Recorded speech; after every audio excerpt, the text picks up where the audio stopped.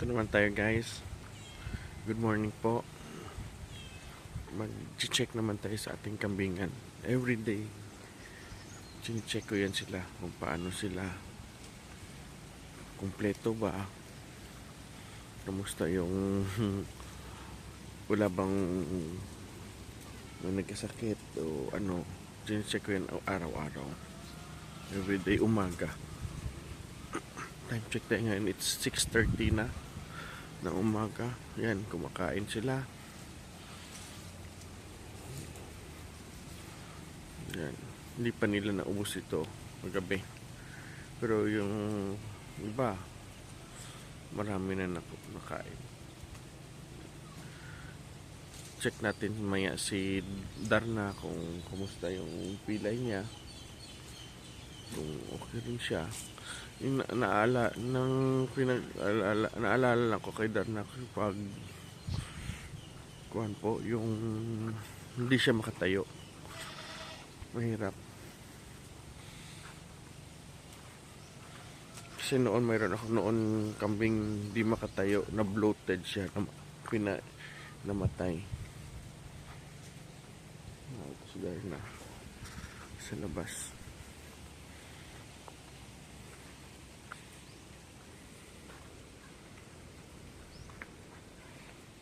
Siya. Hindi ko na pinapapasok paggabi si Darna guys kasi yung bisero niya masigla na. Makaiwas na yan pag sinuwag. Makaiwas na yan. Hindi ko na pinapalagay sa tangkal nila. Ayun guys, tumayo naman siya.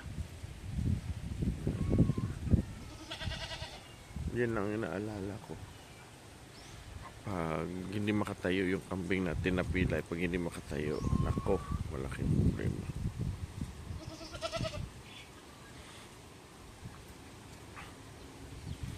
Yan yung lakad niya guys, so ganyan pa rin oh.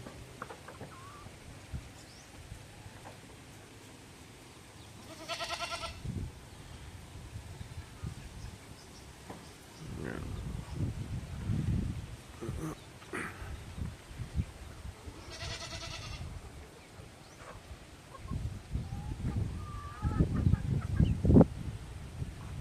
Tingnan nyo si BBM guys dito sa taas.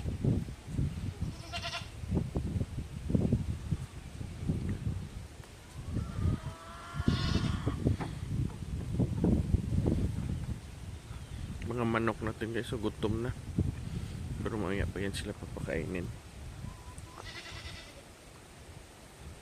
Madali lang magparami ng manok pag may kulungan kayong galing pagpisa ng itlog ng sisiyo. Meron kang nalagyan na screen na metal, tsaka ilagay mo doon yung pati yung mama niya. After 2 weeks or 3 weeks, kukunin mo na yung mama niya, yung inahin mo na manok. Pagkatapos yung sisiyo iwan na muna, papalakihin mo na. After mahigit 1 month, pwede mo na free range yung manok.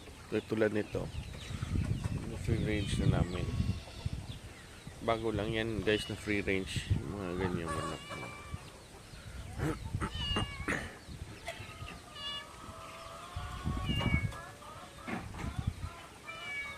Doon yung mga kulungan ko ng manok guys. So, pag pisa dito ko nilalagay. Dito. Ito wala nang mamaw. Lalaki na. Pero hindi ko pa pinalabas. Diyan na muna sila. Ito yung may mama, maliliit pa ito. Dito yung mga kaber ko.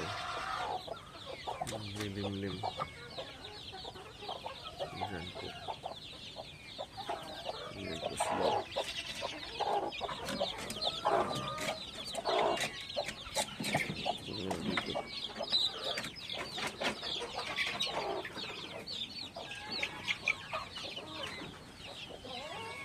Pag marami, meron akong malaki-laki.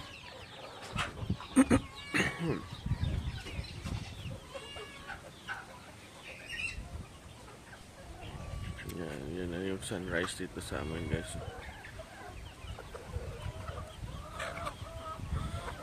Dali lang magparami ng manok. Yung especially yung Bisaya. Mahirap lang dito pag tiglamig.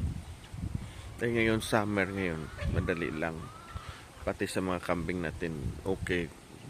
Sa awa ng Diyos, okay yung mga kambing na, yung mga maliliit na bisiro natin, hindi nila lamig. Okay siya. Kasi summer ngayon may El Nino pa.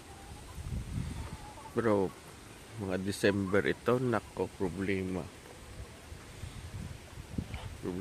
Kasi malamig dito, maulan pa. Yan ang problema. Dapat extra alaga talaga. Kahit malaki na yung bisiro, mga ganyan, hindi na namin pinapapasok. Kahit ganun kalaki. Ganyan, at saka ganito, pinapapasok pa namin yan. Kahit ganyan na kayan kalaki. Pag maulan. Ito po yung breeder na lalaki, guys. Yan po. Ito lang siya lang isa yung lalaki dito na breeder. Lahat ng manok dito sa kanya. Kaya karamihan parang crossbreed caber na yung manok ko dito. Rhode Island. Pero mayroon hulo. Mayroon bloodline na Bisaya at saka hulo. Yun yung hulo, guys. Yung spotted. Yan. Hulo yan. Yung isa, dalawa yan. Reserve ko naman yan. Balang araw pag bumalik ako ng hulo, mayroon ako dito bloodline na hulo.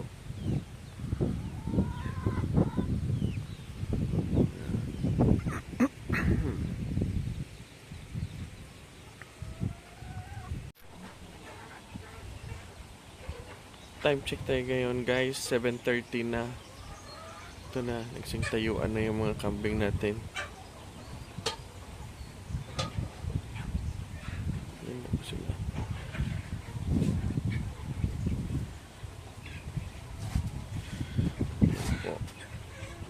Linilinisan na ni RB yung pagkainan nila, guys, para sa feeds.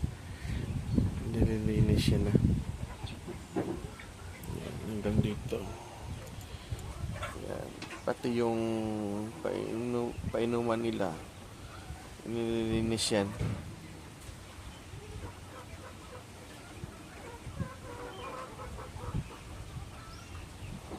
Twice a day yan nililinis ni RB, guys. Twice a day.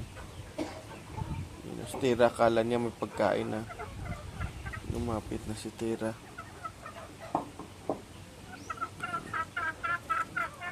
Tinatanggal talaga. Ayan.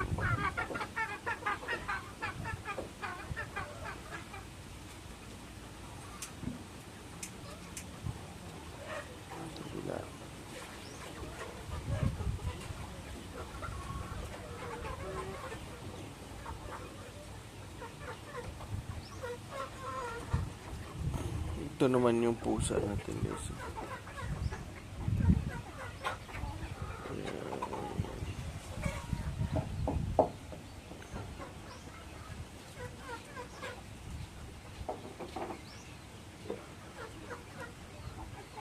Si Kiri, guys, pumunta na sa taas ng mga kahoy, kumpay, kumakain.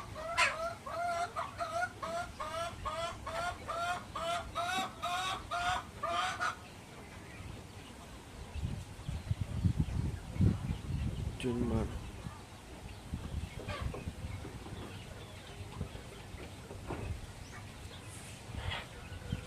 Mag-ina si Sarah at saka si Digong si Basti.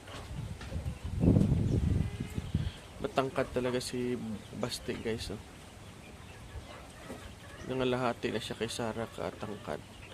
Kasi may kuha na yan siya ni Junmar Anak na yan siya ni Junmar kaya matangkad. Anglo kasi.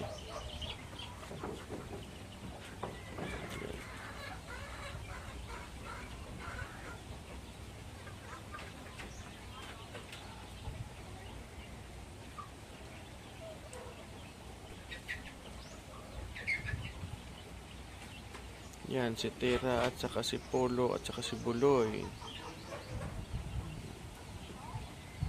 Dito sila.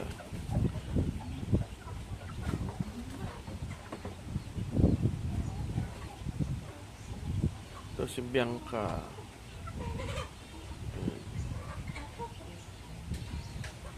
Yan si Pe at saka yung anak niya. Pero si Pe, malapit na rin yun mga anak. Next month siguro, mga anak na rin to. Yan si Pe. Dito guys, oh. Tanghaling tapat ngayon. 12:30 ng tanghali. Papainom naman tayo ng tubig ng kambing natin. Naubos na yung tubig nila kanina. Kaya dinagdagan ko po. Yung iba dito papahinga. Yan, dahil mainit, sobrang init ngayon. Dito sila guys, oh, sa lilim. Ito. Pero yung iba, yan guys, oh, si Polo at saka si Buloy, si Tera yung mama nila. Ito na po. Dito yung iba, bumabanat ng kain. Yung kambing natin ng dahon ng niyog. Malaking tulong po ito. Sa ngayon, mahirap magkumpay kasi mainit. Karamihan ng mga dahon natuyo na. Kaya dahon ng niyog pwede na. Tingnan niyo yung kumpay namin kayo. Guys, so nag-yellowish na. Pero kinakain pa rin. Dahil tagtuyot na talaga dito sa amin. Ito, mga bisiro. Ito. Lagi kong sinasabi na pag tuwing pumupunta ako dito, hinahanap ko talaga si Darna. Tinicheck ko yung kondisyon niya. Okay naman po si Darna. Yan po si Tako. Yan.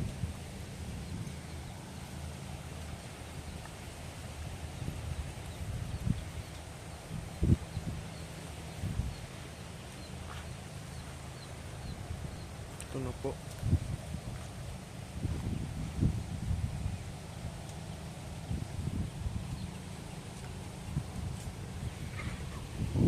Ito po si BBM. May naghahanap sa akin ng upgraded na Anglo-Nubian. Pero si BBM hindi yan Anglo-Nubian. Bower po siya na upgraded.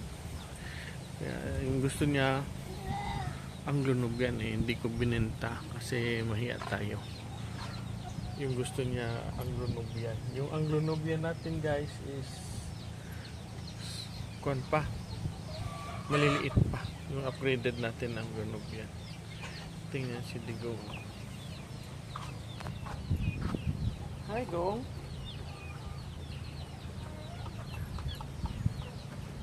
Gandang plastaran mo Gong ah.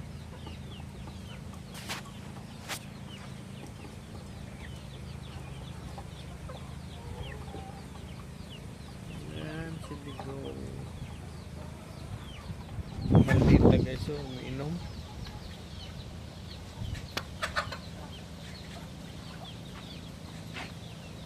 Mga manok natin umiinom rin. Saka si Junmar nandito talaga yan sa kanyang pwesto. Yan po si aming Junmar.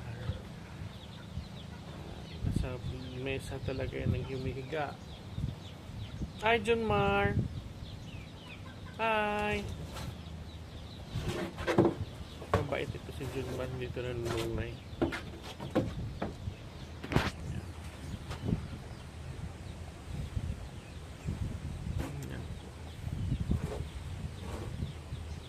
Napakainit dito guys, tingnan nyo. Wow, grabe talaga yung init. Ito Ito naman, hindi ko nga magpapakamot naman ito siya. Ano? Yan. Pag nandito ako, lumalapit talaga to at saka nagpapakamot si Master Digong. Yan. Papakamot yan siya. Yan.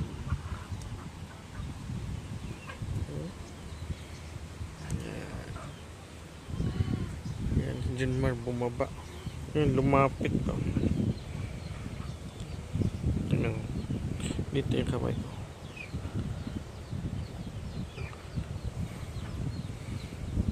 Lalapit yan na touch lang. Touch therapy. Yan ang gustong gusto ng mga alaga natin. Touch therapy po.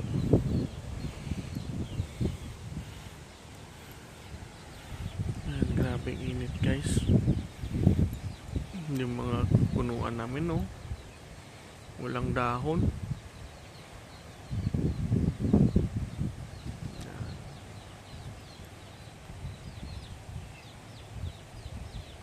Kaya malaking bagay yung dahon ng niyog. Papakain.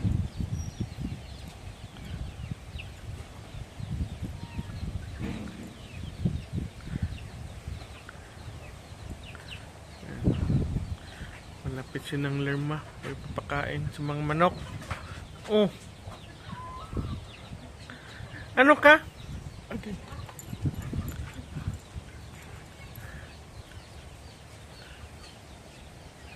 Dito tayo sa mga bisiro.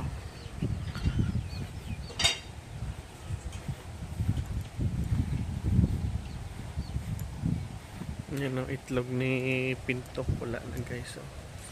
Wala nang itlog sa Pintok. Ayan na. Wala na. Natanggal na yung itlog niya. Pero nagdididi pa rin sa kanyang mama.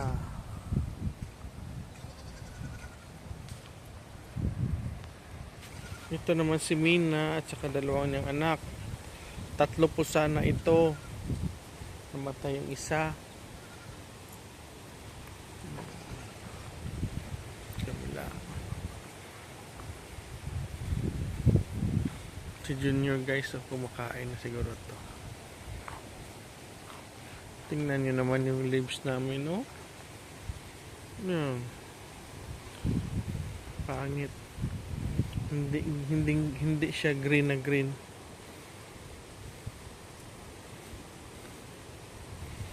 Parang light green na siya, papuntang yellow. Dahil mainit ngayon. Pero tanghaling tapat kumakain pa rin, no?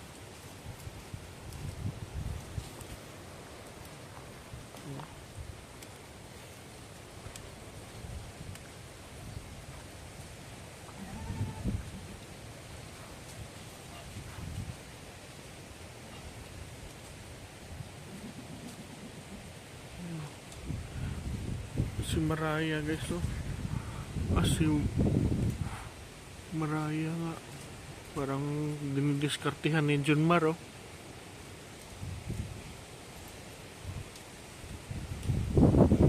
Nanganak na yan siya guys, pero namatay lang. Dahil yung last month dito na sobrang malakas ng ulan at saka hangin. Araw-araw. Parang bagyo. Dito sa amin. Ngayon, bumawi naman yung init, tag-init. Pero pag ako papipiliin, mas okay pa ako sa ganito. Kasi laging malakas yung ulan dito. Malakas, parang bagyo nga dito araw-araw. Dami na mamatay na kambing. Sa akin dito last time.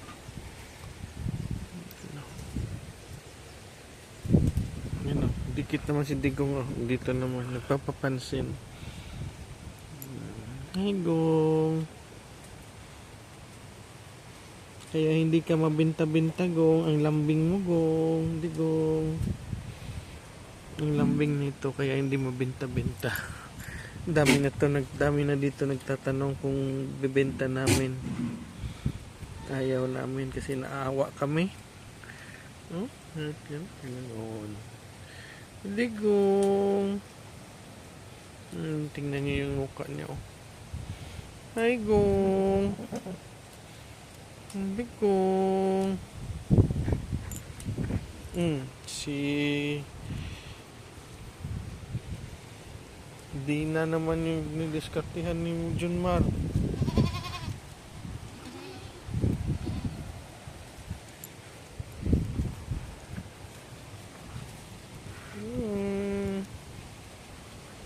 Junmar. Pumayat naman oh. Kasi may nagpapahit siguro na babae. May nag-hit na babae ngayon siguro.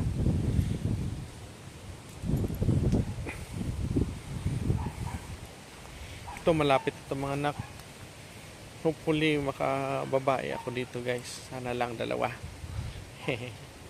Sana lang. Tapos maldita, buntis na. Tingnan niyo yung isa. Buntot ng buntot sa akin oh. Look. Look. Look. Sama ka gaw? Sama ka gaw?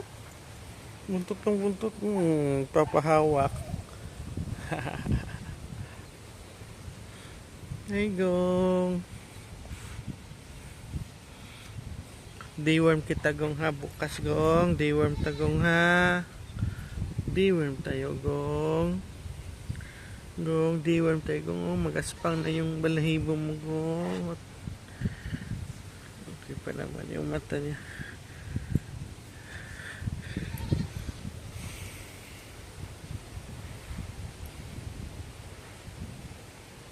Tingnan nyo naman.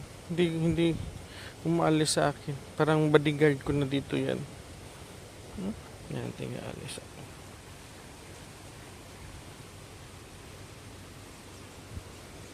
Yung gagawin.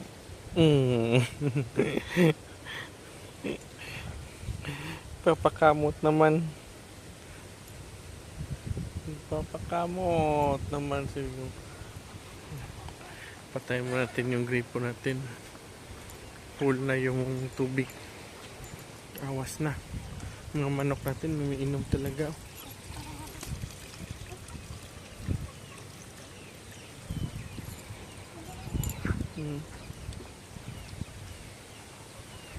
Minom ng tubig. Dahil napakainit.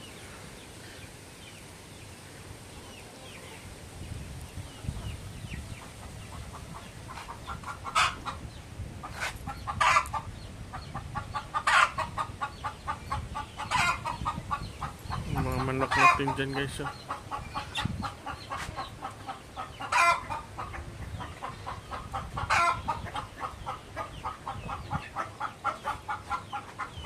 Ito si Junior at saka si Mocha.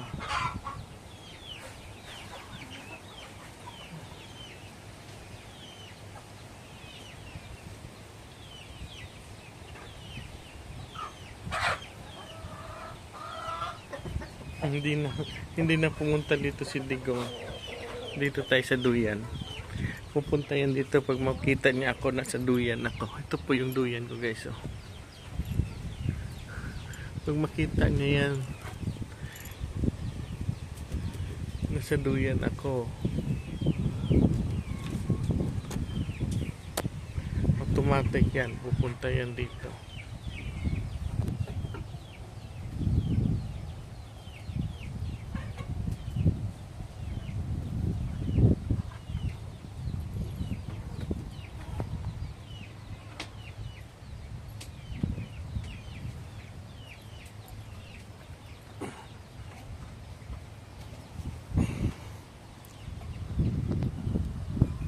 Ganito lang po kasimple dito sa amin guys, sa probinsya.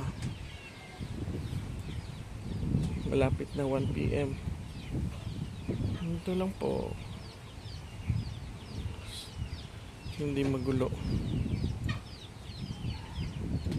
Kasi nasanay ako na ganito. Yung hindi nakatira sa city. Pag pumupunta ako ng city, naguguluhan ako. Gusto ko nang umuwi dito. Pero minsan naman gusto ko naman pumunta ng city para maggala-gala kasi nami-miss ko na rin yung city life. maganda din sa city life, kaya lang magastos. Every bawat bawat kung doon labas mo makagastos ka. Dito hindi. Kaya pag sa probinsya makakapag-ipon ka talaga. Kaya lang maliit lang yung sahuran dito, pero yung bilihin hindi naman gaano kamahal. Yun lang po. Okay naman yung sa city, kaya lang nasanay lang ako. Sa akin lang opinion ito ha, nasanay lang ako na dito sa probinsya namin, sa Negros. Ito po si Cremo, dalawang anak niya. Tsaka buntis na yan siya, ganyan nakalaki yung anak niya. Pero siya, buntis na yan. Baka next month manganganak na yan. Sayang yung si Cream guys, naipit, namatay. Yung anak ni Cream, unang anak ni Cream. Sana ngayon may nanganak na yun. Malaki sana yun si Cream kaya lang namatay. Napakasayang.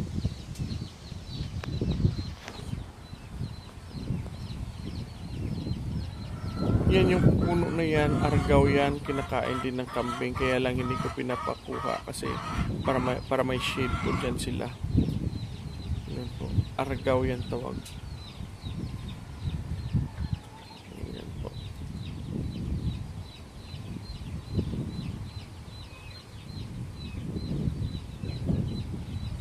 Malakas yung hangin dito guys, pero mainit. Yan ang itong gusto ko na weather. Ayaw ko yung maulan kasi mahirap maggalaw, tsaka yung kambing natin giniginaw. Mas okay ako sa mainit. Hindi ako surrender ako sa mga malalamig.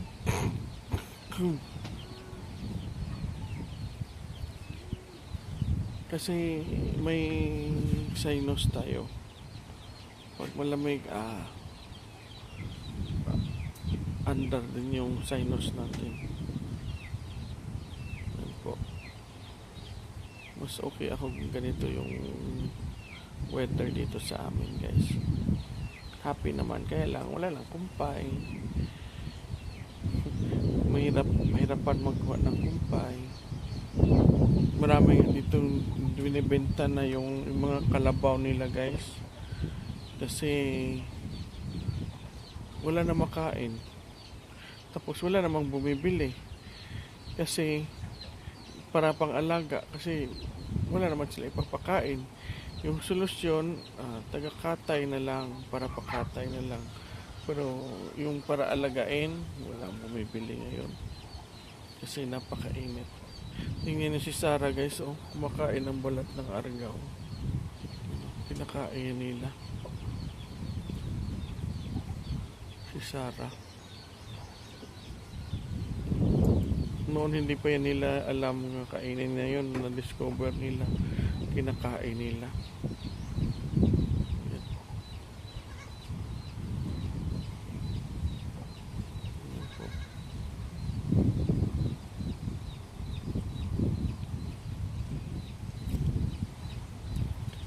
Parating na po yung Holy Week. Magbabakasyon muna tayo. Yung sa susunod na mga vlogs natin, hindi na po farm, kundi city life naman muna. Saglit lang naman, pero babalik naman tayo sa farming. Hindi natin iiwan yung farming. Magsi-city life muna tayo next na mga vlog natin guys. Yan lang po yung sabi ko. Holy Week na, time na pag magngilay-ngilay, mag-reflect. Yan po,